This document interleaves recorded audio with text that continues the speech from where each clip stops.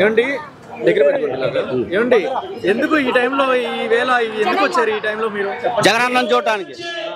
ఎందుకు ఇంత అభిమానం జగన్ గారి మీద? అంతే అభిమానం, అంతే. వికలాంగులకి 3000 పింఛను.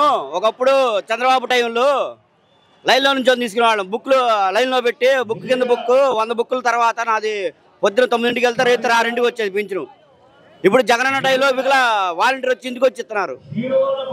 5ంటికి తలుపు తట్టి, బాబు తమ్ముడు పింఛను వచ్చిందయ్యా, 3000 ఇస్తున్నాము, లేవయ్యా జగనన్న పంపించాడు మమ్మల్ని, వాలంటరీ వ్యవస్థ మీకోసం సిద్ధంగా ఉంది అని చెప్పి చెబుతున్నాడు జగనన్న.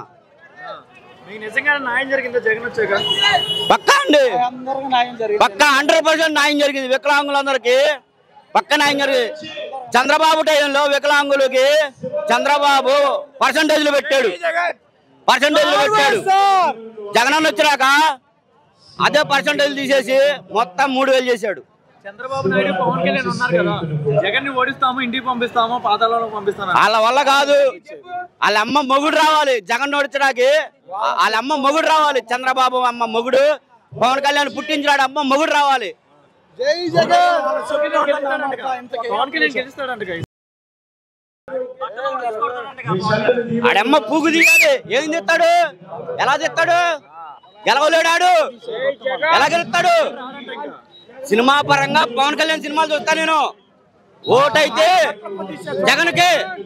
సినిమా పరంగా మెగాస్టార్ ఫ్యామిలీ ఫ్యాన్స్. ఓటు మాత్రం జగన్కి. పచ్చబొట్టు ఎందుకు అంత అభిమానం? జై Jagan, YSRCP.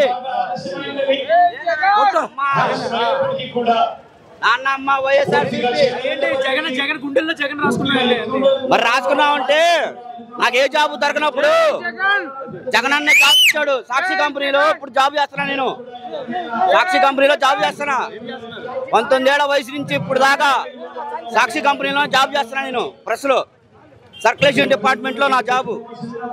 Okay sir, thank you. Okay.